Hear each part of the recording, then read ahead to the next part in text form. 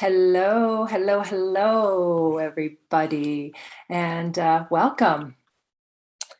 Welcome everyone to the Play the Fool Festival 2021, live and online. I'm Julie Crowley, festival producer and the CEO of Hit That Jive Productions. And I am Festival Director Christine Leziak, and we're thrilled to have you all here today for what promises to be a fascinating discussion we have called Pretty Ugly, Bouffon in Pedagogy and Practice. Our festival gathers in Amiskawatchee, Wisconsin, known colonially as Edmonton, Alberta. This land is the traditional territory of many Indigenous people, the First Nations of Treaty 6 and the Métis of Region 4. This land has thousands of years of history, storytelling, and oral traditions. In the spirit of the treaty and its oral agreements, we are all meant to share this land and are all treaty people. There are many inequities in our current systems, especially for those in our community who are Indigenous, Black, and people of color. I want the festival to be a space that is mindful and welcoming of the histories and experiences of artists and audiences alike. Clowning as an art form has existed across many cultures and times as an outlet for creativity, play, social commentary, and storytelling. Play the Fool strives to create a space that encourages artists to tell their stories and that challenges us to think, feel, and laugh. Now, this year's festival would not have happened without the generous support of EDCOR's Heart and Soul Fund, the Edmonton International Street Performers Festival, Toy Guns Dance Theatre, Fringe Theatre Adventures, Theatre Alberta, the Edmonton Arts Council and the City of Edmonton, and the Alberta Foundation for the Arts and the Government of Alberta. Do please check out the rest of our online festival programming at www.playthefool.ca. Because I'm old, I still say the W's. Thank you very much. And if you have the means, please donate so that we can keep offering free and low-cost events just like this. And I'll be posting the link in the chat momentarily. But please welcome now to your virtual stage our panel facilitator, Jake Tkaczyk. Hello. Thanks, Christine. Thanks, Julie. Hi, everybody. My name is Jake Tkaczyk. My pronouns are he, him, and I am based in Amiskawatchee, Waskahagan in Edmonton. I am a performer, a director, a theater maker, educator, PhD student, all those things. Just before we get the panelists in here, I wanted to let you know about some of the functions of Zoom. So we have the ability at the bottom of your screen to open up the chat. I encourage you to feel free to engage with that throughout the panel today. And also the Q&A function, which you're welcome to use as well. If you have any questions that come up through the event, you're welcome to type those into the Q&A and we'll get to them at the end or throughout.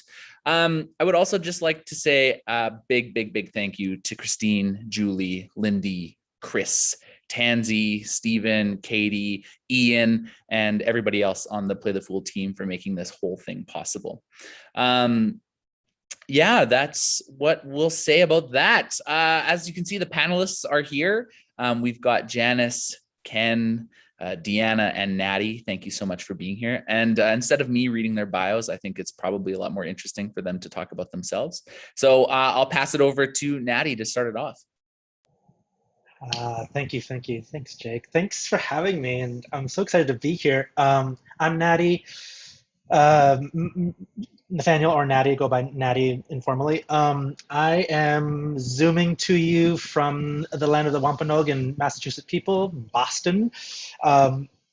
And who am I? Introduction would be, I think the reason I'm here is because I do Bouffon and I'm in love with it, which is going to be, I have a feeling challenged today, which is exciting. I love it. And I started a company called Naked Empire Bouffon Company in 2009 in San Francisco, and have been doing work with Bouffon since 2007, actually. Myself, Puerto Rican, mixed race, white perceived, wrestling with all of that stuff, super queer, super social justicely engaged, if that's an adverb.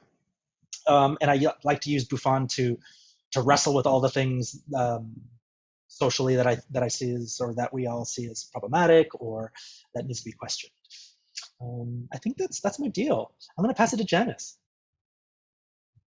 Okay. Hi, thank you, Natty. Was very excited to be invited to this. I am a student of Bouffon and clown. Only in the last like 3, 4 years have I really started learning what it was, and I am here joined by my teachers, so I'm very excited that I'm here. So yeah, I mean, I'm a singer, songwriter, spoken word poet, actor, playwright, and like composer. I do a lot of things. I primarily consider myself a live performer, and I'm interested in the connection with an audience. And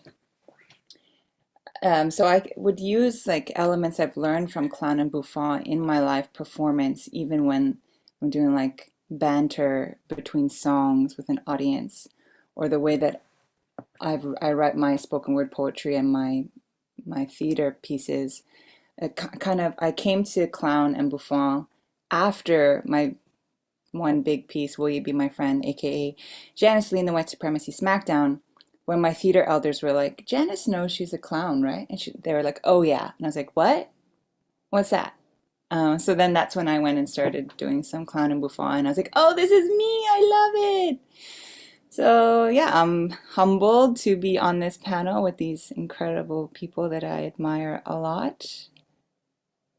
Like Deanna. How about you go next?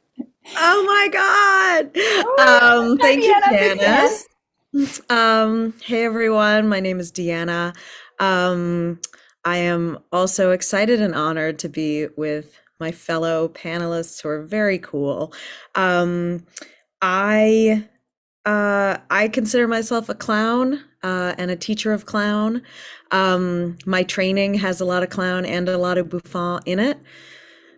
I toured for a long time with a show called Butt Kapinski, which I think is pretty straight up clown, although people have argued with me about that. And I do a lot of teaching and directing. Again, I think of clown. And I have a lot of opinions about Bouffon, which is probably why I was put on this panel, even though I don't consider myself a Bouffon. And yeah, but I do really like to talk about it. I think it brings up some really interesting issues, which I'm sure we're going to get into today. So thanks for having me. And I pass it to Ken Hall. Hey, good throw there, Deanna. I like that. Thanks so much for having me here. Appreciate it. My name is Ken Hall. Pronouns he, him. I'm based out of Toronto, Ontario. And I love clown. I love making an audience laugh or feel something or to think something. And I got into clown and bouffon through improv. About 17 years ago, I kind of discovered I was a very shy person, very scared of life. And I jumped into an improv class, and that was kind of like just a grand awakening for me in many levels. And it transformed me as a person and paved a path into performing. I perform as part of a two-person comedic duo with my comedy partner and best friend, who is also watching today. His name is Isaac Kessler, part of Two Men No Show. And our stuff, we started out 2009, so 12 years ago, as part of the Toronto Fringe Festival. And our show was very clown-based. We didn't know what clown was at that time, but this idea that our show was very sloppy.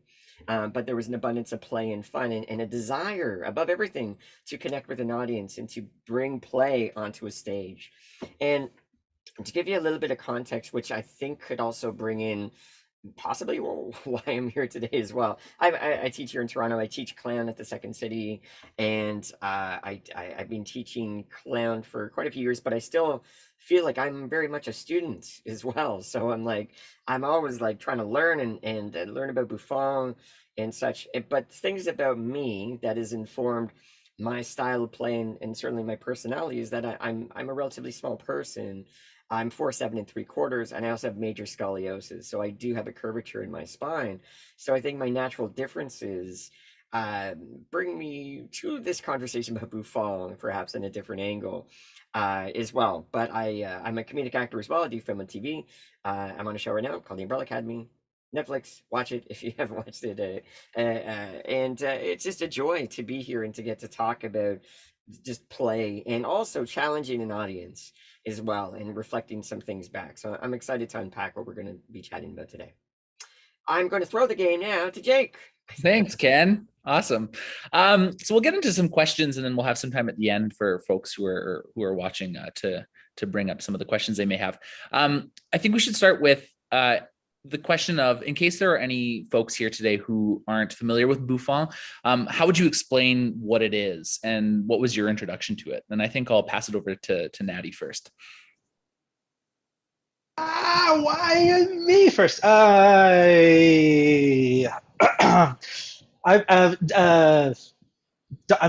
passing over the first part of your question. I was introduced to it by Giovanni Fusetti, who is a teacher, pedagogue, Italian dude who works out of Italy right now, but travels all over the world teaching his stuff, teaching clown and Bouffon and other physical theater from the Lecoq tradition, where he learned and also taught for a while up and through Lecoq's death.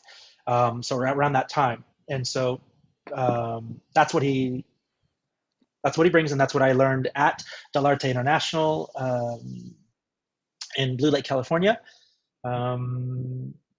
Bouffon, I'll put a question. It's one of the reasons that I'm so attracted to it is it appeals to all the reasons I wanted to be in the theater, and we'll probably get into that, but just on a very broad stroke way, it's wildly physical. I wanted to do that. It's wildly theatrical. I wanted to do that, as in it's not realism. It asks so much of the performer, and I'm like, yes. And then it's, at least from the kind of way that Giovanni would teach it, prioritized a social consciousness, which was my deep attachment to it.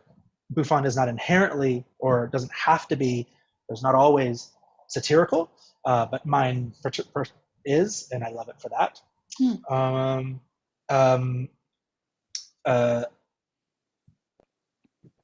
Yeah, I think that's my deal. Yeah. Cool. Janice, do you want to talk a little bit about this? Sure. I mean, I told that story about my theater elders telling me I'm a clown, so then I went and did the 1 week training that Adam Lazarus does once in a while in Toronto, and I loved it. I loved the idea of the flop, and that you have to fail and fail and fail, and how that the flop actually serves when you finally do get a laugh, that you get this like build up of tension, and then the audience just being on your side. Just so everybody knows, I have a grand total of like 3.5 weeks of clown and Bouffon training.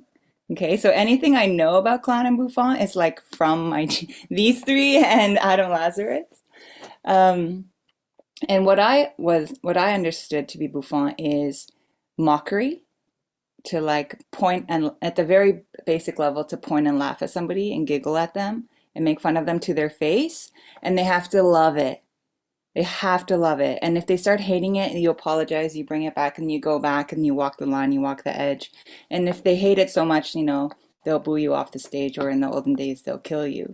And I really like the danger of that, of the risk taking that you do, and that it's what I really love is it's about your connection with the audience, and so you have to be present, you have to be live, and really aware of what they think is funny, what they're not thinking is funny, and you're learning on the go. And that urgency, I think, is what I love about it so much. You can't just like peace out for a minute, or just just recite something you've prepared, because it probably won't work if it's not live, the connection. Thanks, Janice. Deanna, do you have anything to add to this? Yeah, I think I'll just add, I mean, maybe everybody here is a total Bouffon wonk who already knows this, but in case anyone doesn't, I guess I wanted to share kind of what I understood in terms of like the origins of the sort of Lecoqian aesthetic of Bouffon, which is like the idea that Bouffon originated in like the Middle Ages, when all of the freaks and outcasts of society were exiled from the village to the swamp. All right, so they all lived in the swamp, but in the swamp, but they would sneak to the outskirts of the village, and they would spy on the normals, and they would spy on the king, and they would learn, they would learn the skills of how to entertain, and they would also learn how to parody because they understood the normals and the king so well, they really could understand how to parody them. And so once a year, the normals and the king would invite the freaks from the swamp to the village to have a show, right? Oh, the freaks are going to put on a show. And then everybody would gather and the freaks would put on a show, and it would start very charmingly, but then it would start to really skewer and satire the normals and the king. And in a Bouffon fantasy, at least the king would die of a heart attack, having recognized himself so brilliantly depicted by the cunning freaks of the swamp. So I just thought I'd put that little anecdote out there. Story time with Deanna. Thanks, Deanna. Ken, do you want to add anything to this? Well, yeah, I can just tell about how I got into it, and yeah, for me, I'm like, I got into this through taking clown. That was kind of like the major entry point and vehicle. And I got to my comedy partner Isaac. He's a real pioneer in a lot of ways. So he would go out to train outside of Toronto, and Gaulier, actually Philippe Gaulier, kind of a master clown teacher and such, came to Toronto to teach Bouffon. And Isaac took this intensive, and he just really changed him as a person. He's like, you gotta learn this stuff, man. It's just like next level. So that's a real desire and hunger to learn more. And at first I did not know what was Bouffon. It felt kind of gross in a lot of ways. And but the more I tapped into it, and just as Janice did, I also trained with Adam Lazarus as well. And I was like, this is an empowerment when it's done well, I think, and I love this idea of provoking an audience, and this idea of taking pleasure in mocking. And I come from a very people-pleasing background, and there's a bit of an evolutionary thing. I'm like, I think because I am so physically different, that maybe I'm trying to please people, so I'm not cast out into the swamp, So as long as I have the approval of other people, the beautiful people, so to speak, then I can stay, I can remain. But it's so interesting. I love this. It's a beautiful subversion that Bouffon gives, and it's like speaking to power, and this what Deanna was saying, this parody of such. And so for me, once I started to tap into it, and Gaulier was like, you should learn Bouffon. And I'm like, okay, great, I'll do it. And then I found it to actually be quite empowering, and the pleasure to be nasty. And as a small person as well, who may not be physically the standard of beauty, that I'm like, I think I got a bit of a window. I've got a longer leash, perhaps, to say and do things that is inappropriate and naughty and bad. And for me, when the stars collided, I think, or aligned, when I was in Adam's class, I was like, this is, as I said, this was at a time where I actually felt more empowered, that I could actually have a voice and have an opinion and push back, and in a sense, fight back against a society that had tried to kind of, that I felt did not want me around, or there was no place for me. So that's, I think, in the more optimistic sense, that was my journey into Bouffon. I love getting on stage and doing things in an unorthodox way, and that's stuff that me and Isaac do. But part of it is to entertain the audience, to play with the audience. But I kind of want to mess with things. I kind of want to alienate myself with an audience. I love that feeling, because I've been doing improv and sketch comedy for so long. I'm kind of bored of traditional stuff. So I'm like, I want to be in the shit. I want to be like, oh gosh, how the hell do I get out of here? But I also want to challenge the audience, and there's a weird pleasure that can come from that as well. And then, as Jen is saying, like, stepping over that line, I'm so sorry, apologize, and pull it back as well. So it's an interesting dynamic that can really open up your play on the stage. Can I add something? Yeah, of course. I've heard that anecdote, Deanna. It's amazing storytelling, and I've heard it, the Middle Ages and the Feast of Fools and the whole deal, and Gaulier, and I heard that after I got my first training, and I realized that there's a bit of a different, and I'm attached to a bit of a different mindset that I wanted to add as possible. One of the things that is written in Lecoq's book is that Bouffon of all the realms, the red-nosed clown, melodrama, tragedy, Bouffon, all these, that Bouffon is the broadest, and that made me excited. So I'm like, okay, we're still defining it. That's one piece. Two, I sat down with Giovanni a couple of years after I had trained with him, and I said, so the part of the Bouffon section of The Moving Body by Lecoq is really short. What else? What else is there? Tell me everything. He goes, Natty, he had questions. He just had questions, and then he would throw students in the room and have them respond to the proposals, and then you would still ask, and that's kind of it. I'm like, what? So this is exciting. We can invent it. And then what Giovanni's emphasis was, and what my attachment is that it's not even medieval. It's way before that.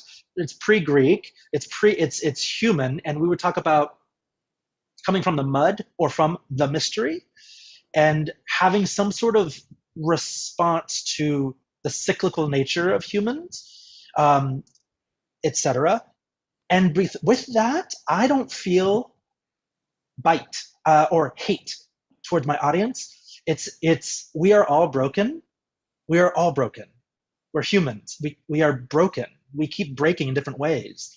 We are all contributors to problematic societal dysfunction. And what if for an hour or 30 minutes or a 3-minute thing, we could disarm the shame around that and just look at each other like, we all contribute to some fucked up shit. High five. And maybe just by disarming it for a moment, one has the ability, this is my experience of it, one has the ability to just look at the thing that has been avoided. And so I don't try to make fun of the humans, the individuals in the room. I try to make fun of the things that the individuals might all be contributing to. Something larger than this individual, that particular shirt, that particular hairstyle, this human, but whiteness or white supremacy or oil economy or some kind of larger thing that we are actually contributing to, that I can pinpoint, that I can still make you feel uncomfortable with, but you can feel that there's a reason I'm doing it, not just to be a dick, Yeah. So that's for me. It's a lot more love involved in it for me. Yeah. No, that's great. Thanks. And we'll talk a little bit about this in a bit too. There's a question coming up. I'm curious about what challenges you face when you teach Bouffon, or in some cases clown, and how do you navigate them? And I think I'll pass it over to Deanna first. Yeah, I mean, like, I don't consider myself a Bouffon teacher. I think that there's a spectrum. I mean, I kind of used to say that there's sort of a clown to Bouffon spectrum in terms of what our individual connection is to the audience. And like wherever we find, there's kind of different, there's, each performer's connection to the audience is so individualized that like, to sort of put it in this category of like, yeah, you're only going with love in this specific way with the big eyes and I'm just an innocent striped sock situation, like it's obviously more nuanced than that. And, and I'm into the nuances and sort of teasing out people's individual relationship to the audience. One thing that I think is I actually kind of feel that teaching, and this is where like I start to be like, should you say this, Deanna, you jerk? But like, I frankly feel like you have to be a very, very, very, very, very good clown to do good Bouffon. And so I don't really even believe that Bouffon should be taught until somebody's a freaking great clown. And I think that a lot of the Bouffon issues I see in performance is because they haven't mastered how to get love from the audience, and they're already like, look at you're climate change or whatever. Like, if we don't love you, we don't care. And so I think that like that for me is like before you start Bouffon, like if you're like, oh, I'm kind of into like satire, I'm into like like calling out societal ills, like that's awesome. But until the audience loves you, I wouldn't touch that. That's my opinion. Yeah. Thanks. That's my opinion. Thanks, Deanna. Ken, do you want to add anything to this? Yeah, I think that's such a great point. I'm trying to like reflect back of like seeing Bouffon shows, and it's rare that I'm like, oh, that was great. And I've seen like Eric Davis, who plays like Red Bastard, who for me I'm like is like the pinnacle, is one of the best Bouffon artists out there, or Sacha Baron Cohen, for example. But because I think that's such a great point, if you're going to try and push and challenge and alienate, try to mock the audience, you need to be able to recover, and you need to draw them in. You need to make them feel comfortable so that they can open up even more. So that there's a lot more to it. It's great that everyone's socially minded and trying to stick that to authority. But I think that that's an interesting, a really, really good point. That love, that be able to endear the audience with your play, to draw them in, so that they can possibly reveal more. Or what Natty was saying is to expand out more with more of the thematical things that we encounter in life as well. And I'm the same. I don't really teach Bouffon, but I think of like times when I'm directing a show or coaching people, I do actually invite them to try and to take a risk, because I think often a lot of the case, and maybe I'm speaking from a Toronto improv-ish more mindset, because that's more of the bulk of what I've done in my career, and is this tendency that we want to be, that as the performer, we want to be loved by the audience. And so we want to do things that are pleasing. We don't actually, very few people want to alienate the audience. It's very uncomfortable for that. So we're often placating. We're often kind of like, did you like that? Was that funny? Was that good? And that's, again, that's fine. To me, there's just another element to be like, what if we slow things down and we get things uncomfortable a little bit? I feel like there's something interesting within that to talk about personal things, deeper things, more connective things, more possibly triggering things. It's not a route that many people travel, and I've seen people travel that route, and I'm like, don't travel that route, it's not good. But there's some people that do it quite well. But just as Deanna's saying, there's a love behind it. There's a supporting. So if you're willing, could be it's something to explore. So whether we put labels on right or wrong or anything, it's fascinating for me to propose something to an audience, and I quite like it in a sense when I'm doing that, of like pushing a boundary, of making an audience feel uncomfortable. And I got to do that in my last solo show, where I play this janitor, where I'm cleaning things up, but I'm also helping people throw labels away that they no longer need. And there's one part of my show where I'm like, I tell my story, very personal story. I couldn't take gym class, I had major scoliosis, sad. I was trying to bring up the sadness, and then I got someone else to share. Who else in the audience has a sad story? And I got someone to share, and I have no idea what their stories are going to be. And my friend actually shared a very personal story of a person that they knew died of cancer. And I'm like, that's sad, it's very tragic. And the whole time I'm like, I want to put myself in the shit. So I get the audience to vote on who has the saddest story. And so I'm trying to win. There's a competition. Who has the saddest story? And I have this little box. It's a saver box in the back, that if I cross the line, don't worry, I've got this box in the back that if I go to it, the show is going to be totally saved. And so anytime that I cross that line and I can feel I made an audience, I can just look back to the box that I have. I don't even have to walk over or even open it. And that breaks the tension, that brings the audience back, and just sort of what Jenny was saying, it's back on the love. Emily used that box one time, and inside the box is a puppet of Curious George, and he dances to the song Tequila. And that's it. And it's kind of fun when that doesn't even work, because then I'm really in the shit. I hope that answered your question. That's excellent. Yeah, thanks. Natty, what do you want to say about this? What's the current question? Yeah, so we're talking a little bit about what challenges you face when teaching Bouffon, and how do you navigate them?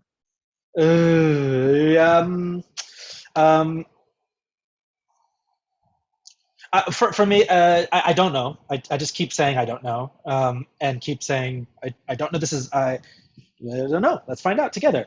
One of the things that comes up that I keep bringing up, and ever since it was asked of me several years back, an academic colleague, a colleague of mine who's an academic, who's also a friend from before he became an academic, sent me a message, and he said, I love you, love your work. I really believe in you. Hey, just a quick question, seeing all these photos and knowing what I do know, the little bit I know, how is Bouffon not a sort of minstrelsy of disability and fatness? I went, he's like, just like wrestle with that, goodbye. It was just how is it not? And so now every time I teach it, I'm like, and so just so you know, this is like, I still haven't cracked it. I'm still wrestling with that. And one of the most common responses I get when I bring up that story in a training is, but our intentions are not that, so we're good. And I'm like, no. Our impact is so much more important to me than our intentions, and we can talk about the intention impact argument. And so how do you control for that, or how do you mitigate for that, or what is our responsibility for that has been a constant question that I'm currently working on trying to address. So wrestling with it, I'm really transparent about it. That's how I navigate it. I'm gonna answer this question. Totally. I mean, I mostly teach children. Like I've taught playmaking, songwriting, and poetry to kids like ages 8 to 18. And so when I use clown or bouffon, mostly I would use clown activities. And I want to go back to the idea of Ken was talking about empowerment. And for me, when I first did bouffon clown, I was like, oh, this is about stripping yourself of self-judgment and ego, right? Like, how do I flop in front of everybody and go and do it again with more confidence, right? And not judge myself that I couldn't think of the best thing in that moment, and that I have to explore, and then I have to make mistakes to figure out what doesn't work. And the most immobilizing thing is the self-judgment and the doubt of my own ability, of what I can create in that moment, right? So, and particularly this notion of finding your pleasure and finding your joy on stage, that's mostly what I'm trying to show young people and kids is like, go on stage and just have a good time. And if you love it, we love it. If you're on stage and you're nervous, we're nervous with you, right? And so that like the very simplest thing I'll try and do is like come on stage and make it super awkward. Don't say anything, but make it as awkward as possible. And when you think it can't be any more awkward, stay a little longer and then exit and see what happens. And when I give a student like that kind of directive where they don't have to make us laugh, it relieves the pressure, I think, I have found. And then in that moment of like trying to make it awkward, they do get a laugh often. And if they don't, then they did what I asked them to do. I'm like, great job, And but the thing about what challenges I face is if the room is unsafe. So if it's a class of kids who if they don't all trust each other, they're not all friends, and they do feel that they're going to be judged harshly by their peers, then there's lots of things I can't do because I think that not everybody will feel supported. So sometimes in that case, I won't ask them to just use their body as instrument. We'll also use other things like costumes to make it not just so vulnerable that it's just the body, but also a mask or other things that gives them some buffer zone from being like judged and felt bad by their peers. So that's a challenge I face sometimes. Cool. Thanks, Janice. I think, something that we'll talk about, and I think we should just go to it now because we brought it up, and I think it's a great point of conversation, is the idea that some practitioners utilize amputations or fat suits or dark makeup on their faces, which is bordering blackface in their training or expression of Bouffon performance. So how can we enact the practice of Bouffon without the ableist and racist connotations implicit in these forms of expression? Something that I'm curious about as a Bouffon performer myself. Does anybody want to start with sort of their thoughts on that? Yeah, Ken. I'll jump in. It's a great question. Sort of what Natty was saying is like just asking the question without having an answer. I think it's time well spent. It's very interesting. And again, I'm kind of unpacking my own experiences here with someone who is physically different. and yeah, and pulling the camera away, the more of the macro-esque of like, or is it a parody of disability, and differences, and what are we saying about that? What is the inherent message? And I know as a small person, and in film and TV, for example, there's still auditions that I do. Granted, not many. As I used to be cast in so many elf roles throughout my career. I've explored that vein quite well. I've tapped that vein. The vein is now closed, And it is what it is. But I'm like, it's interesting that still a lot of scripts and such that I see, things that I auditioned for is like, oh, still a short joke. In that it's still very focused on some things are not appropriate, some things there is a clear definitive no, that's a crossing line, but some things within physical disabilities or differences is still acceptable.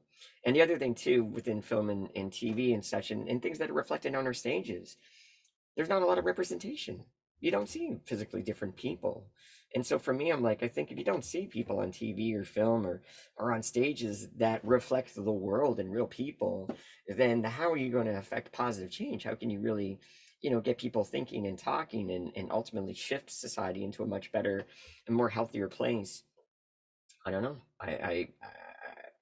It's a question that I'm kind of like toying with as well, and trying to unpack. And I think that and it's on the best way, the Bouffon is more of like, again, the pleasure to tear down power, to really reflect back more thematic things, and to find empowerment through that. For me, and it's the grotesque of like, it's not it's seen as like no longer a person, as we have these different shaped bodies. It's a mask that we put on. But is it necessary? And you think of like someone like Sacha Baron Cohen, for example, who does Borat, who gets people to reveal very kind of like, wow, like reflecting more of their the person. But there's not the physical deformities or the amputees, as you said, or the grotesqueness. There's so he actually kind of brings that out in other people, the more of the gross kind of things within the human experience. So I don't know. It's a great question. I don't know what the answer is, to be honest, but it kind of like, I've been getting more into the world of disability. I do a radio show where I'm speaking with comedic performers, and quite often a lot of them have disabilities, and it's just made me think more about that, and again, at that time, physical differences was something to be mocked. It's an easy low hanging fruit, but I'm like, man, I think we do a whole lot better with that. Or is like, what is the main point? Like, what is the thing? And I've done before. I've done that. I've dressed in the misshapen. I've done it in the body mask, so to speak. But what are we laughing at, as well? Because I know for a fact, man, like people still look at me and will say the word midget to me. And I'm like, oh, I get it. I am a Bouffon. I'm a living Bouffon. I should just go back to my swamp. I'm in a basement right now, so I should just go back to my swamp and be nice. But I'm like, I love it. Just exposes of like, oh, society is still like that, and I still see that, and sometimes in scripts, in writing, and things. And I'm like, I don't see other people reflected on stage, and I'm wondering if we de-emphasize more of the physicalness of that, what other things would come up? How else can you satirize or parrot or find parody with that? Yeah, Deanna, I saw you do the finger earlier. I did do the finger. I think it's interesting to consider why the body modification has been such an important part of Bouffon pedagogy, what's it serving, and what else could serve that. So it's like, to me, I think it kind of, if I just kind of look at it from sort of a dramaturgical or like a perspective of just like, what's it about? I feel like it's about amping up the production value of the performative body, and it's about amping up the production value in a way that sort of celebrates aspects of the performer that the performer should be ashamed of. So it's about like some sort of vulnerability that the performer has, and putting sparkles on that. That's how I understand it. And I think that it feels much more, to me, much more interesting, rather than like build some sort of thing to be ashamed of out of, a nylon stocking and some foam, like to find what are the things, and to me, this kind of goes back to my thesis of like, start with clown. Like, what are the things that you yourself as a performer are, what are your vulnerabilities? What are the sources of your shame? And how do you put a glitter cape on that, and go out and greet the children? So. Yeah. We've been asking the same question about like, where did this start? And I think it's important to like, to say like, oh, and gosh, I'm gonna project a bunch on some straight white French dude who didn't care likely, about all of the sort of harm that was happening at the studio in the late 70s when he was starting this Bouffon tradition. Gley was there, and Lecoq was like, do this, I don't care, make it, all the things that he writes about. And to not care about the harm that was coming from that. Where it's landed for me is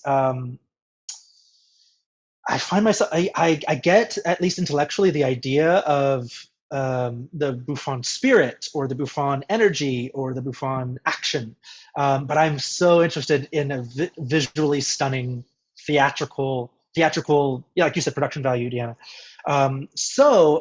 Wrestling, I'm like, I still want it to be visually arresting. I still like the notion of otherness, but I do not want the source of comedy to be, I don't want the butt of the joke to be race, disability, fatness, etc. And I also can't necessarily, if it's not intended to be that, I can't necessarily control for that. So I have to like really deliberately not let that be the source of the funny. So where we're at right now is what other things could be visually arresting and still within the spirit. So the last answer to that was the personal heritage of the performer, and so that's where this notion of Baba Yaga came out of for Sabrina's work in Naked Empire's later show, and not the source of mockery never being her body, but her spirit and her history was, I don't know, deeply rooted in what she was raised with. So it's very much of her versus I'm making fun of a body. It was and we also decorated her so that it wasn't so pedestrian or normative, so that there was something delicious to watch and feel. It's our first foray into playing into this. The next show we're doing is an exploration. It's an anti-colonial piece, Puerto Rican identity, and we're going to be looking at blue tarps to make up our entire costumes, and to see if that's not going to be, we're not going to be making fun of bodies, but we're going to be making fun of the relationship to the United States relationship to the island. Yeah, for sure. And I'll pass it over to Janice in a second. I'm just seeing some stuff in the chat. Rebecca Northen saying that Karen Hines, or that Rebecca thinks that Karen Hines gets rid of physical deformities in her neo-Bouffon approach. And as far as I'm aware of Karen's work, she does get rid of those deformities. If you go onto YouTube, there's a video there called The Audit, and then in brackets, line item, foster child. And it's an excellent sort of foray into Karen's work. So you can have a look at that. And yeah, Christine posted in the chat, in the Bouffon eye practice, I also don't use the body modification in my work. Janice, do you have anything you'd Yeah. I remember Natty when we did the 1 week and we were doing body, we were changing our shape and we were going for more like alien, like non-human shapes, and I thought that really worked. I mean, this, even for me, the thing that was the funniest was the person who just pulled their hoodie as tight as possible and you just saw their face like this. And there wasn't any modification. It was just the silliness and the pure joy of just seeing their little face like that. And like everyone having tried that with their hoodie before. I remember there was one person who had a pool noodle like all the way around, and it was kind of just like lifting up their shirt, and it was just silly, and it didn't, for me, it didn't look like it was mocking a human body, but it was just what kind of silly shapes can we make so that when I'm on stage talking about serious things, I look ridiculous. And I thought that really worked. When in my play, Will You Be My Friend, the narrator, who's a clown Bouffon, is all he wears are glasses that have just little googly eyes on pipe cleaners, and that's it. And that the stage light makes my skin look green, but it's like now I'm an alien and now I'm not human, and that was just enough to be off-putting, I think. Like, do I look here or do I look at the googly eyes? Just to indicate like non-human. So I guess I'm always moving towards the alien. I think it works. Yeah. Cool. Thanks, Janice. We are running out of time, as always, when we start to get into these big conversations. So I'm going to jump to another question. Deanna you wrote on your blog about the Bouffon brain and the clown heart. And you also wrote, does the world need your Bouffon show? Which I love both of those things so much. If you haven't been able to see them, go check it out. I'm curious about, in one of the blogs, you referenced Sacha Baron Cohen's ability to entrap the audience by making them trust him. And I'd like to discuss a little bit what tools can be used or how we can start to make the audience fall in love with the Bouffon. And then how does that moment of flipping it on its head function? And I'll pass it over to you first, Deanna. I don't know if that question makes sense. If not, I can try to clarify, but then we can bounce it around. I mean, I feel like I'm going to mess with that question because I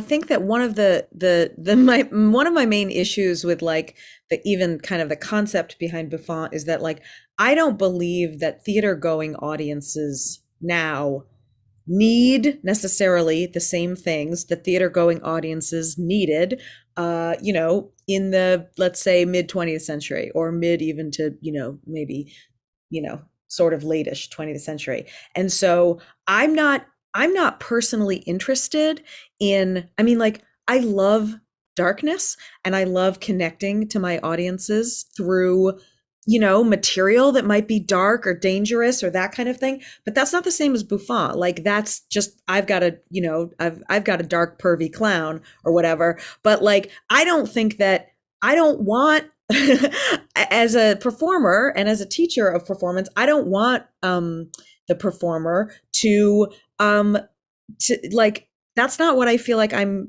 here for. I'm not here to make people feel uncomfortable. I'm not here to like fuck with them. And am I allowed to swear? I'm not here to mess with them, theater going audiences, in the way that like Sacha Baron Cohen does to individuals in his movies. Like that's a very specific thing that he does. It's a prank thing. It's very fun to watch.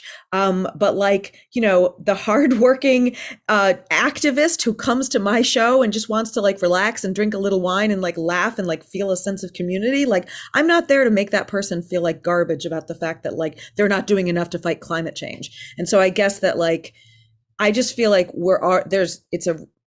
theater going audiences now are a room full of people who pretty much feel as most of us theater makers do. And so I think that our purpose is maybe different than what it used to be. And so, yeah, I think I'm just saying like I spit your question back in your face, Jake. I'm not here. That's in a loving way. I spit it in a loving way, in a COVID safe way. Well, I think you're exactly right. Like, that's why I'm curious about it, is because I do agree with you. And that's the thing about the essay that's so, and there's a line at the end. It's like, I'm not here to make you feel like shit. The world does that already, or however you put it. And I was like, yeah, that's exactly it. So curious about that. Yeah, for sure. Thanks, Deanna. That's great. Ken? Yeah, just to jam with what Jen was saying there, I think it's such a great point that who's in your audience? They're already on your side. You probably know them as well, and is that your voice, your opinions, the thing that the people that you want to challenge, they might be in your audience, but they probably aren't going to your show at the same time. So, it's an interesting point that Deanna is saying, is like the time and place, and things change, things evolve. So, is there a possibility to evolve and change with this? And how do you target the audience, and because you're absolutely right, like, you don't want to like berate your audience if they're like, oh man, we came to your show, but then you're like turning the tables on them. It's like, there's so many more people in power. I've done that though. And like that create and maintain systems, that those are the people. We gotta force people to come to Bouffon shows. I think that's the You got to take the Bouffon shows to them, Ken. That's right. Let's go. Come on, everyone. Yeah, exactly. Rent a bus. Here we go. Yeah, totally. Janice? Yeah, I mean, I love the notion of making the audience love you and trust you, and then you flip it. Like, that's precisely what my show Will You Be My Friend does. Because like when I did it in Kitchener to the white audience that I was making fun of, they're like, "Oh, that's so funny. That's so funny." And then when I flip it, I am directly criticizing them and it was deeply uncomfortable for the white people in the audience. It was deeply uncomfortable for me some nights where I could feel them freeze. You know, you're talking about antagonizing or alienating your audience, and I could see it, feel it happening. Because the jokes where I'm just depicting exactly what has happened to me in Kitchener with white savior, white activist types. I'm just showing them what happened, and they're so uncomfortable. I could feel them recoil, and I want to cry on stage because I can tell how uncomfortable they are, right? And I remember going in intermission backstage at my director, and I would tell my director, I'm like, I don't want to keep going. They hate it. And he's like, no, you have to keep going. You have to reach more. You have to give more. I'm like, okay, I'll go back. And it was painful because, and I was, as I would talk to my friends who were in the audience after, because it was like pretty much an all white audience, they didn't give themselves the permission to laugh. Right? Because they're like, oh, this is about us, and Janice is making fun of us and criticizing us as white people. So it would be inappropriate for me to laugh at this because I'm not in on the joke. I am the butt of the joke. As opposed to when I did it in Toronto and my audiences were mostly young people of color, they're laughing their heads off from the beginning because everything that my character, which is basically me, goes through, they get it because that's me, that's happened to me.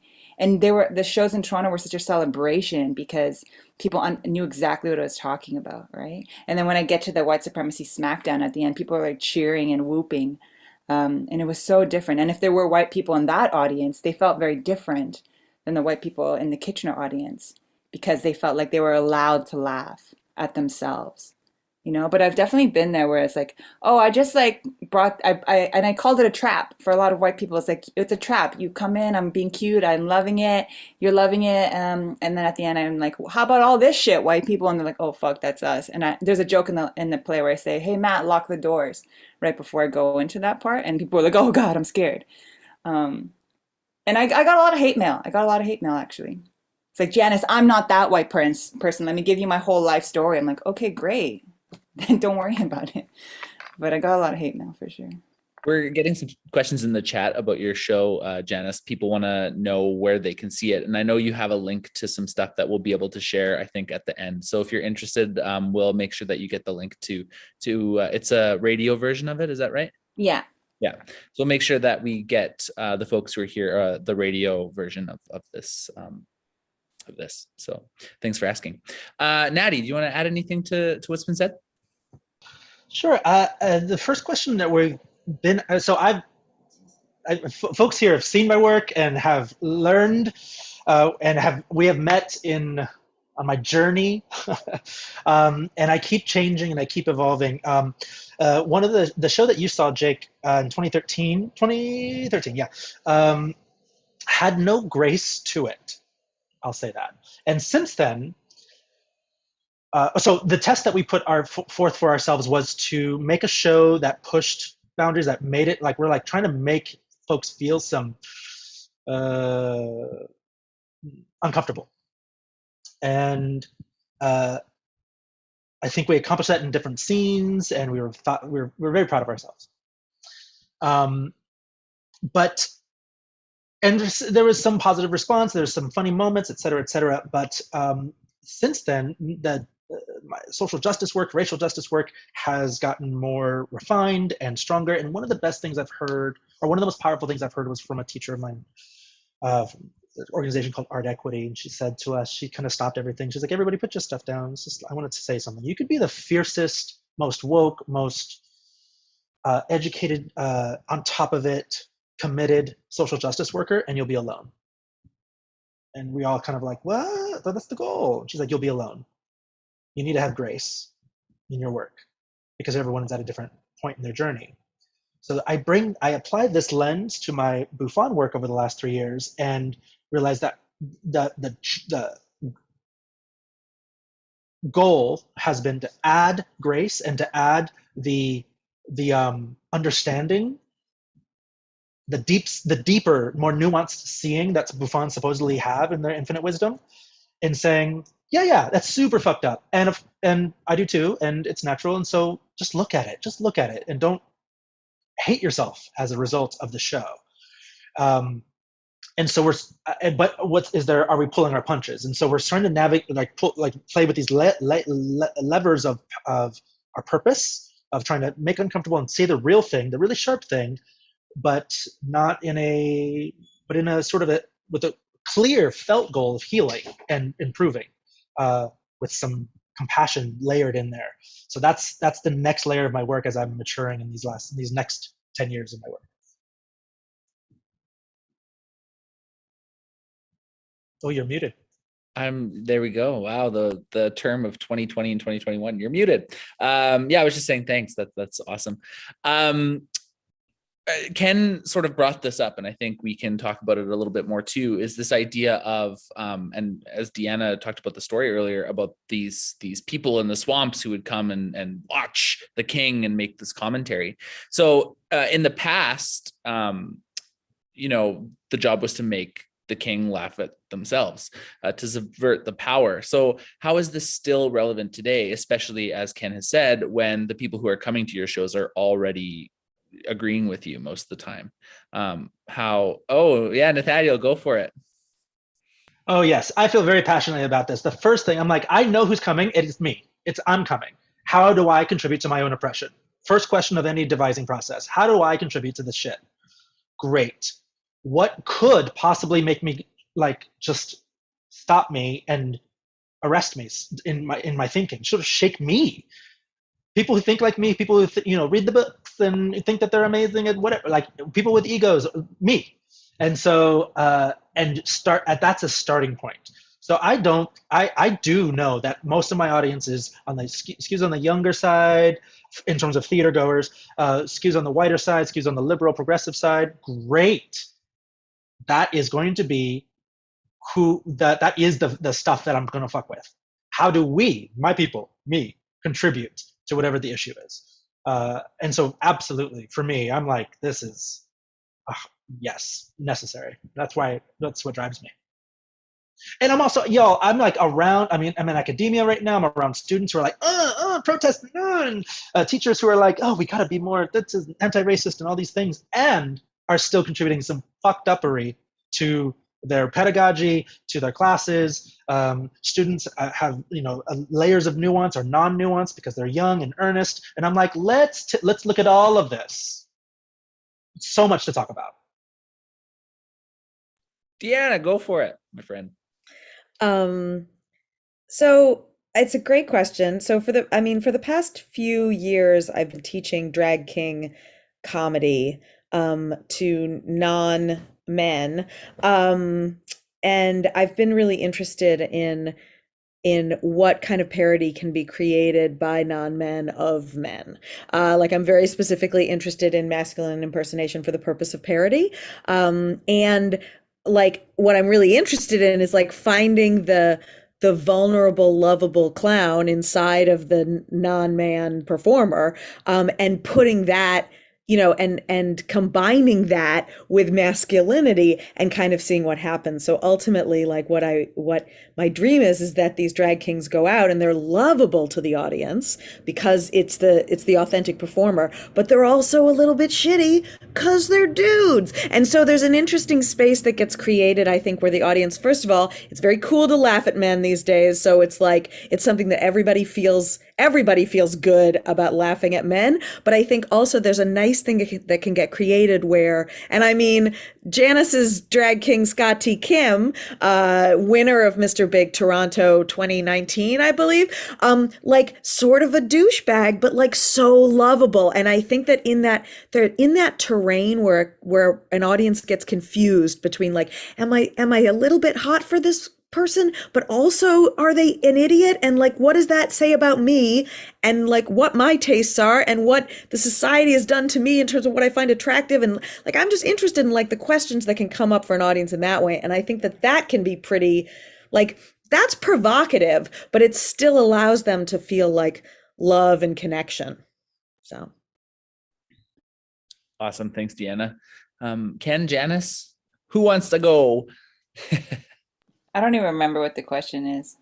The question was about how in the past the people from the swamp would observe the king. How is this still relevant today, especially when the people coming to the shows are maybe artists or are people who already agree with what is being said or explored? Oh, right. Yeah, everyone thinks they're like woke and socially aware these days, but I mean, it's all fucking performative. There's always room to push the envelope and be like, but are you? Like, don't you drive a car or don't you like, aren't you in like a hetero relationship? Like, there's so many things that you can make fun of. It's nobody is immune to being made fun of. I don't know.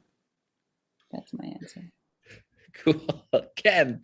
Yeah, just to jump off that, I mean, like, yeah, that's so true. I mean, yeah, there's a lot of shit in the world that needs spoken to, that needs an army of people to go out to affect change. And maybe, you know, these collective spaces where people get together and, you know, there is something I think within that of like, you know, there is like, oh, I'm not the only one who thinks this. And just to, Deanna show Drag King is so good. And it is that thing of like for dudes in the audience to be like, it's women dressing as dudes, but it's like, am I attracted to this dude? And like, there's a confliction, and it's a great experience because it is both Bouffon and very clown at the same time. And and to the joy that the performers have of imitating these shitty dudes, you know, or good dudes as well. But like, there's something really quite cool and like, I gotta see this. There's something like, I can't miss this show. I have to see this show. And kind of what Natty was saying too, because it also, there's stuff in me.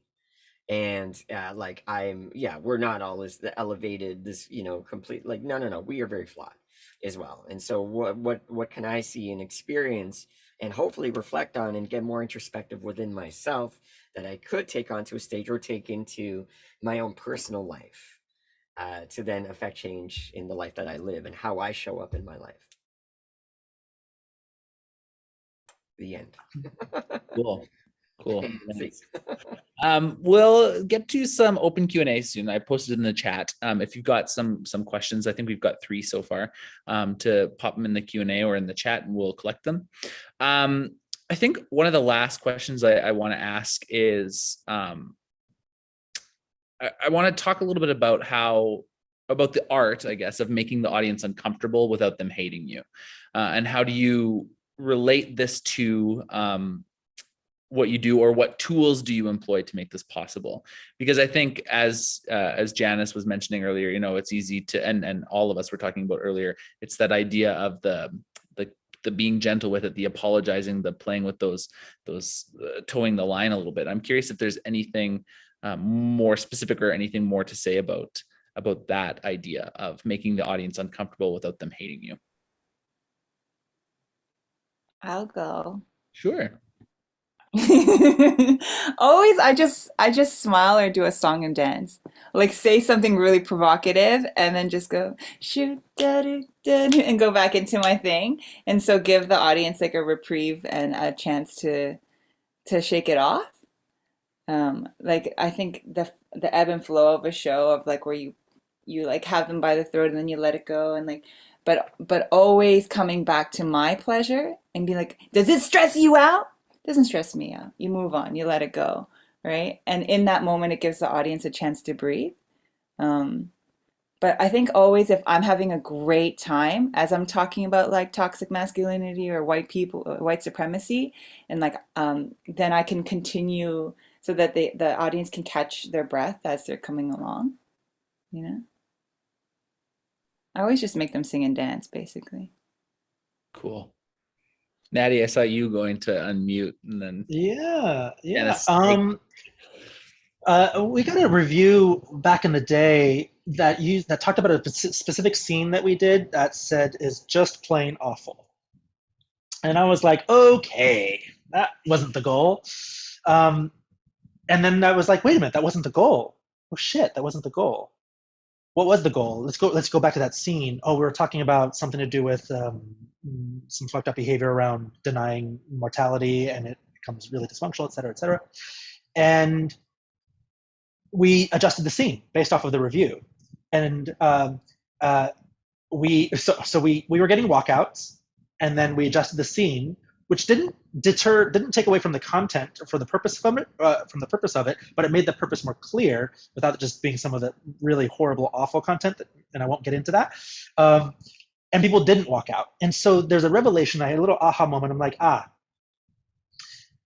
people come to our shows. I think they've read at least a sentence about it when they signed up for it, usually where I show up, and so they knew that they were going to see something that was going to be a little challenging or fucked up or whatever, but they still walked out. And so I added this mandate for our work, which is there has to be a sense of purpose for what we're doing, and it has to be felt sense of purpose. So even if I'm going through something that I'm seeing images that are so not okay for my spirit today, but I know that it's in a context of rightness or goodness or something. Fast forward a couple of years, we do another show that has some more horrible content. We didn't put it at the end of a show, so we couldn't take and lift the audience back up. And I think the audience quite clearly felt, yep, we're being implicated. It feels like a right thing to do. We sat back down. We played with, like Janice was saying, the ebb and flow of the energy of it, and we brought them back up. But I think they felt the reason for us to do it. And I think that's vital in the devising process for us. Thanks, Nettie. Yeah, Ken. I love that. I think that's excellent. And for me, I'm more as a personal thing for myself. I think that it can also, I think it's a really cool tool and a style of performance for people to safely, within reason, explore different facets of themselves and their personality, and to like take on a persona that they may not give themselves permission to explore in their day-to-day life, and to entertain a bit of a darker, more kind of subversive element, and to find their voice, to have opinions about things. And so I feel like there is a lot of really positive things to mine from this that can then transform and change a person. And again, going back to what I was saying initially, like the sense of empowerment. And it's a bit of a trial and error, and kind of what Janice is saying, feeling that flop, because you're going to say and do things that are going to alienate people. But for you to figure out where are your lines, where the audience's line, where are your lines, and how much can you antagonize, how much can you mock, how much can you find that pleasure and be nasty, to then pull it back, to then find an audience to endear you with as well. So for me, it's a bit of a fishing expedition, and I quite enjoy that. Like, this could get me in trouble, and I cast my lines out and such. And it's interesting to see, again, from maybe my own perspective, of how much I can kind of get away with when I'm playing from this angle. I'm like, because I don't show up in life to antagonize people. I like people. I like helping people and being around people. But there's an element of my personality that I find that I've explored through improv and sketch comedy and clown. But Bouffon was like, oh, this is a whole different side of me that I don't entertain as much, and I feel like it helps me become more of a 3D kind of person, just to explore other facets. So that for me, I think it's a really cool device and tool that for people to give themselves that opportunity to explore with an audience, and like, what resonates with you? Who are you in this world, and who is your audience? How do you interact with that? And where are those lines? And can you blur them? And how does it feel to step over? So for me, it's very exploratory as well. Thanks, Ken. Yeah. Anybody else want to add to that? We're good? Cool. We'll start to move into the open Q&A now, because the questions are flowing in, and so we're starting to collect them, and there's, as always, not enough time. So I think we'll start with a question that came in from somebody, an anonymous question through the Q&A. So they're asking, and I think it's interesting, what about the usefulness of Bouffon when you do hate the audience and you do want to shame them? They're thinking about this potentially being very valuable in terms of like crashing a G8 summit or big pharma execs, for example. So they get the sense from the audience or from the panelists that maybe the form of Bouffon isn't the best fit for a seated audience these days, but might be a fantastic for like an in-your-face encounter. And so they're curious about whether anyone has experience with using Bouffon in a more street theater type setting. Does anybody want to touch on that? Yeah, Natty, go for it. Not as much personal, but you're talking about so I was told and was taught that Bouffon started as a street theater form first, although I haven't used it as such. And the techniques there are very useful. So there's a series and HowlRound HowlRound is an online theater commons publications, lots of essays by theater makers all over the world, called Clown and Activism. And one of the pieces, an interview that me and Amrita Dhaliwal did of Sabine Choker in Lebanon, who uses Bouffon to protest things that are going on systemically and governmentally in Beirut, very effectively. There's a teacher, provocateur, practitioner named Larry Bogad, and when he writes, it's L.M. Bogad. A couple of books are out by him. He also wrote for this series, and being part of the clandestine clown army in the UK. They went to the G8, and that's what they were known for, and used techniques both for clown, but also in some more subversive ways, Bouffon-esque. Sorry about the motorcycles, you can hear them. To deflect violence from police, from the police. Another one was the something of Odin, the something of Odin. This is, I think, I want to say somewhere in Scandinavia. There were some neo-Nazis, and a group showed up to counteract the neo-Nazi demonstrations, and that was specifically, and I think Larry worked with them to Sons of Odin. Thank you, to mess with the protest and subvert it and become the object of people's all the photographs, and to take the piss out of the neo-Nazis. So there's a long tradition for this kind of work to be very effective. Thanks, Natty. Deanna, do you have anything you want to add to this? Probably not. I mean, I guess to the questioner who's like, what if I hate the audience? I guess I would say, why do you want to, like, I don't know. I think I'm someone, this is where I get a little hippy dippy, where I'm like, as performers, our job is to spread love ultimately. Like, our job is for love and to spread connection and human this. And if you're not feeling that, I mean, I totally understand that, like, street protest, I mean, I would not consider myself an expert at like street activism or street protest, but it's like, if you have an antagonistic feeling and you want to express that, why would you do it live? Why would you try and confront? I just don't see it working in terms of, like, are you really going to be effective? Like, standing outside of, Trump headquarters and being like, fuck you, dude. Like, are they really going to be like, oh shit, like that street activist really got me? Or like, should you put that energy into like more like online content, or like, is there a different, I mean, there's interesting ways of trolling.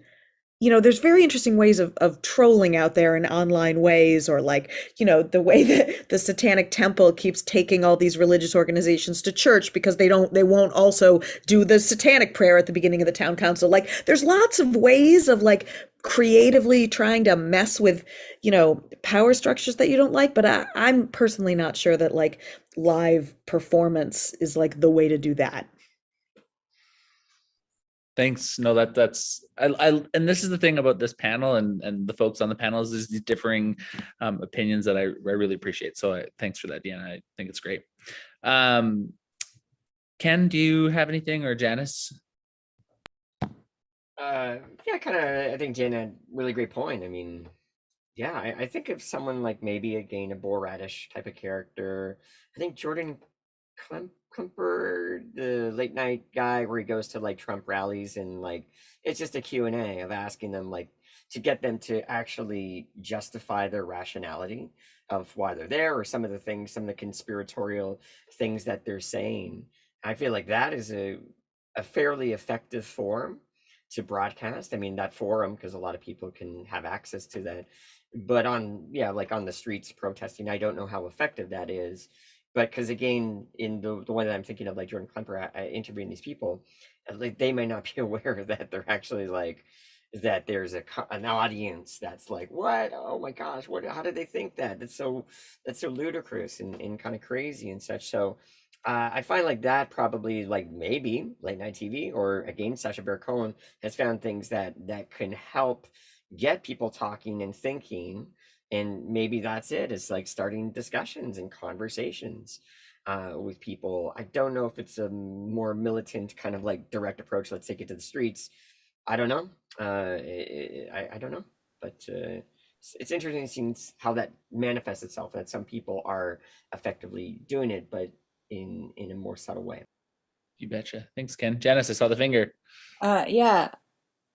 To truly answer that question, like if I do, let's say, if I hate my audience, like or I probably what realistically would happen is like I don't want to perform to this audience, but I have to, right? Like I got booked for a conference or something, and then I look out and it's all these people I don't think will understand anything I'm saying. In that regard, I actually have learned about boundaries and now I'll protect myself and just do my poems about croissants and not get into political stuff that might put me at risk of being harmed by things that the audience might yell at me. Because back to what Deanna's saying, if I don't think anything I can say would be effective, then I'm not going to try because it's not worth my energy. Yeah, because otherwise, like the only example I can really think of of this, like when you hate your audience, is like when Michelle Wolf, the comedian, performed at the White House Correspondents' Dinner, and she just lampooned them, right? And it was deeply uncomfortable for everyone there, but for all of us normal people who watched it on YouTube, we loved it, right? So it wasn't for the people in the room; it was for everyone else who got to watch it later, and we loved it. And she didn't care about pleasing her audience there. She was actually just there to insult them all to their face, and she did a great job. Ken, I saw you. Yeah. Yeah, I just know also for myself. I mean, it's such a great point. I know for myself too, the energy that and kind of Deanna was talking about this too, of like when I hit a stage, I'm in such a state of play. I'm filled more with joy rather than antagonism or hatred. I don't want to feel that if I'm like playing to an audience. Why am I playing to that audience? Like I want to find joy within myself first, and I don't want to share that. I want to help people, and that's stuff that me and Isaac do when we get on the stage. We want to meet people in the audience. We want to build a connection with them. We want them to remember this experience in the show, rather than it was just I couldn't do it. How could I perform? How could I tour a show if I hate all my audiences? I feel like it would be such a crusty, bitter, like, oh, I gotta find the love, man. And maybe that's the thing. I don't have to agree with some of the viewpoints, but maybe I can affect change through making them laugh, having conversations, just getting them to think of things in a different way or in a different perspective. I know for myself, it's really different. I've had many people come up to me after a show, be like, "You're so inspiring," like, and it's great. Thank you so much.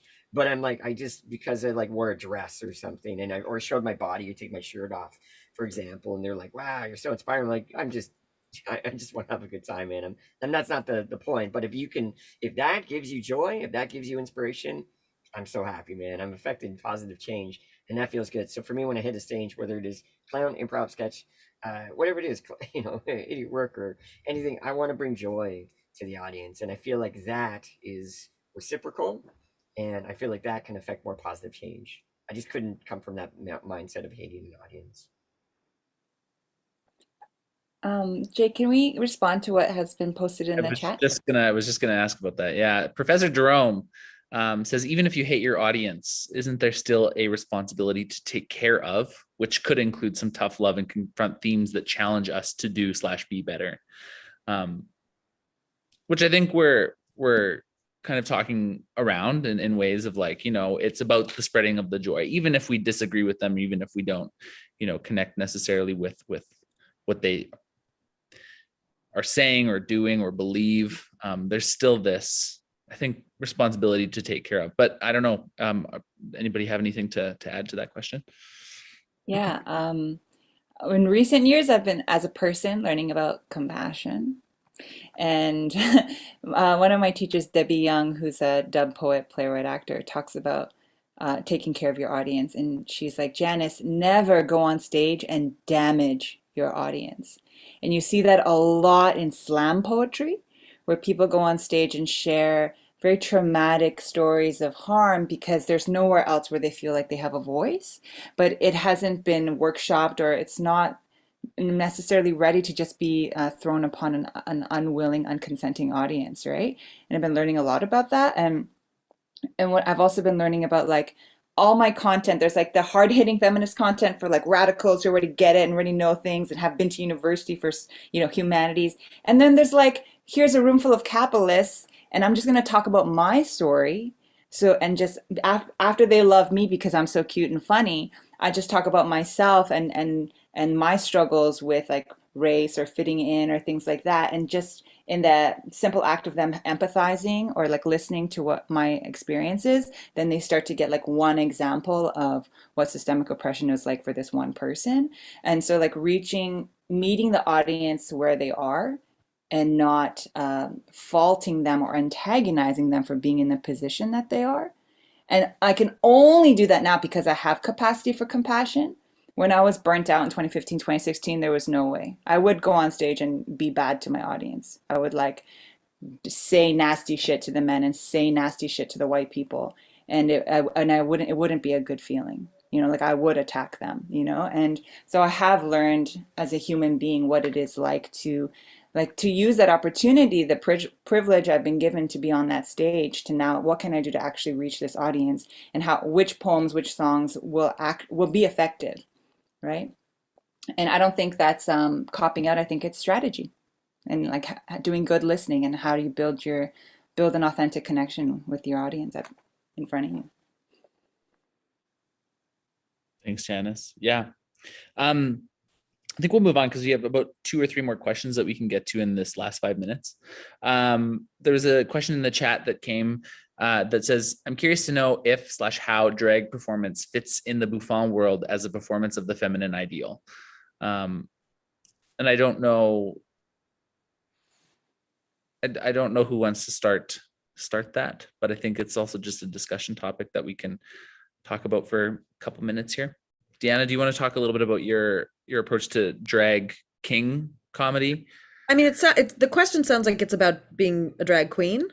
Is that kind of that's curious to know if/how drag performance fits in the Bouffon world as a performance of the feminine ideal.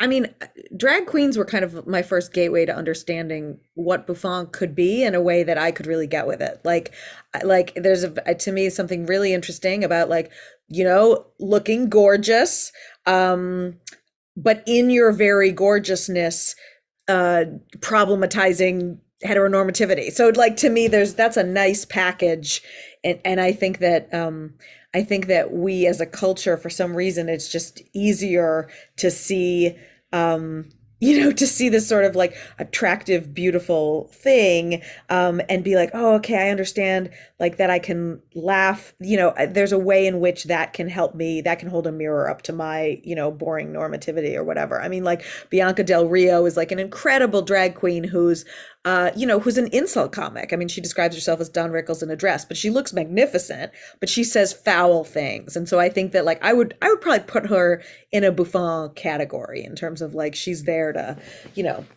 insult and fuck with. Nowadays, like drag is, so many different things to so many different people that it's hard to like, it's like clown or Bouffon. It's like what is any of these things? What even are hands? So, but yeah. But I think I really enjoy what you said earlier about it being the spectrum quality of it. And I think that what you're talking about right now is like lending itself nicely to that previous comment. Yeah, Ken. Yeah, just to jump on that, I feel like that's such a great point of like, rather than trying to put it in a box, make it open. Like you define it for yourself, because like with drag artists, for example, like there's so many different personalities and such, and so why confine it to like, oh, you have to look and sound like this, it can only look and be one way. No, I think it's your personality, your lived experiences, your opinions, your feelings, and to broadcast that into your unique version of play, and I think that's limitless.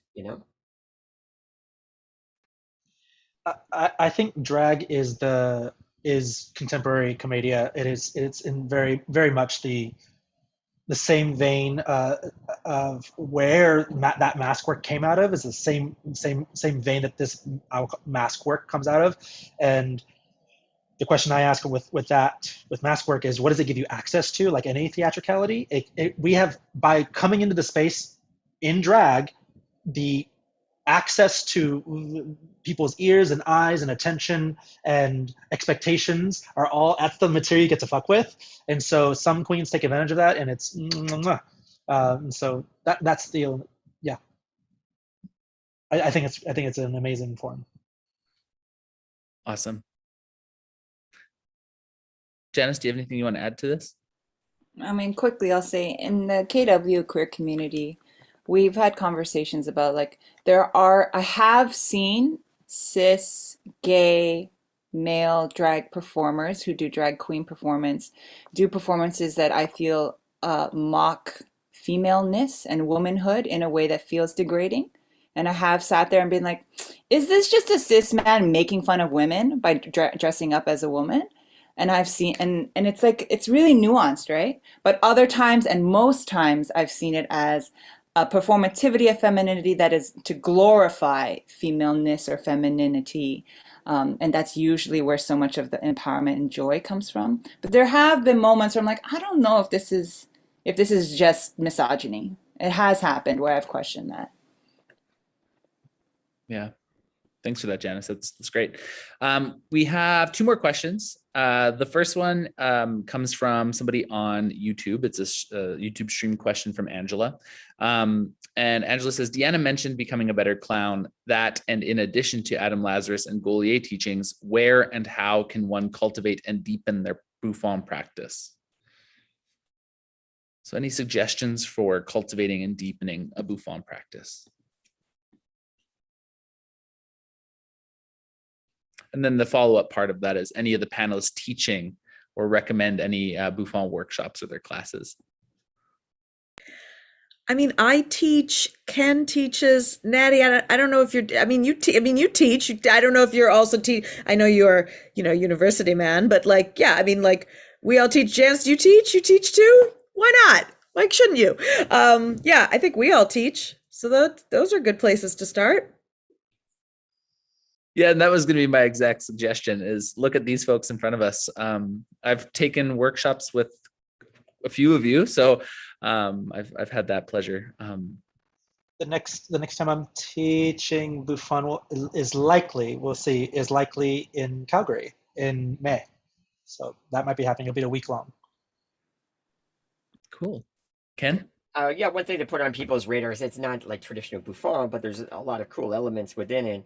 In LA, there's what's called idiot work. And so it's this beautiful hybrid of like clown and character and improv and Bouffon within that. So great people. It's an incredible, that's a whole other panel discussion, but it's so great. And it's something so exploratory for yourself. So anything I think that where you can get on a stage, where you can explore more facets of yourself, good, bad, indifferent, all of the messiness, I think you're on the right track.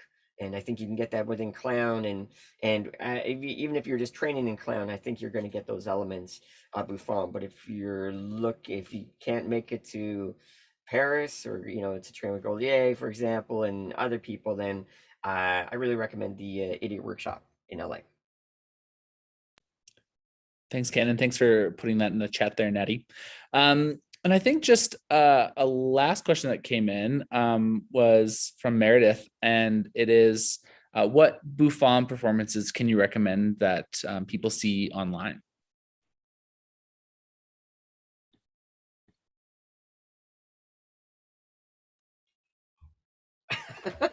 It's so funny. You're like, where do we train? We don't know.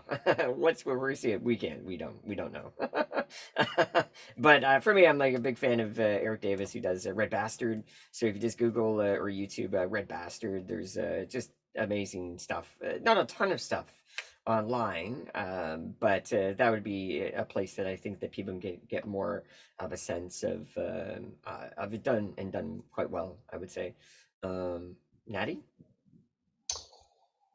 Yeah, not it's hard to find online stuff. In terms of like things that I think that's Bouffon is Merde is part of a movie called Tokyo, which has 3 even parts. And the middle movie, I want to say it's 30 minutes long. It's just called Merde shit. And the character is from the sewers and does some really horrible stuff and speaks this non-language.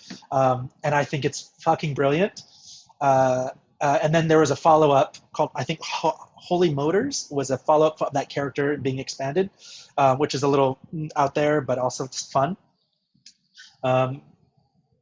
Yeah, and I know, Deanna, I've taught this ever since you told this to me in the workshop together about Sacha Baron Cohen's work, not necessarily being Bouffon, but a clown with a Bouffon who made the clown work. And I think that is fucking brilliant. I was so hoping you would share that perspective today. And I've been rocking with that since you said that. I just thank you for that. Wicked. Cool. We have another link in the chat. Deanna has done a lot of online teaching as well. www. Highly recommend. Yes. Be better on Zoom. Be funnier on Zoom with Deanna. Wicked. So with that being said, I would just like to say an absolute huge, massive thank you to Janice, to Natty, to Ken, and Deanna. So absolutely grateful and thrilled that you could join us today. And just to keep these conversations going and to keep doing the Bouffon or clown or whatever we want to call it, the spectrum of all the things. Before we head out, just one or two quick other things. Thank you so much for coming to this panel. There's still some of the festivals online. It's online programming. We'll pop the links in the chat there. And you know, this whole festival was pay what you can, and panels like this were free. We would absolutely appreciate it if you have the means to donate so we can keep offering this sort of style of learning and entertainment. So thank you so much, absolutely, to everybody for being here, and to our panelists. One big, like, silent, muted round of applause. And I hope you all have the evening. Muted. Why mute us? Don't mute us! Sorry, Jay. You're doing great. Sorry.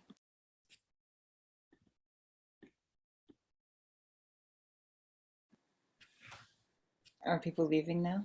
Bye. You should have some music playing. I think it's coming. Okay, Rick. There it is. Ken.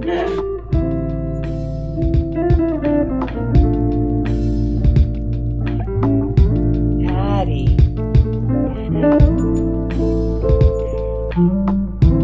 Yeah.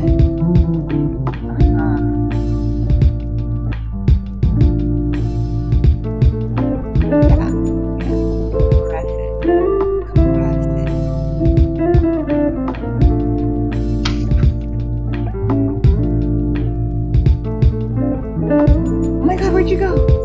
There you are.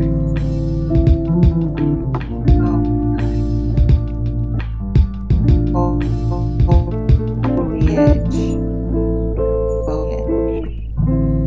Leafy green.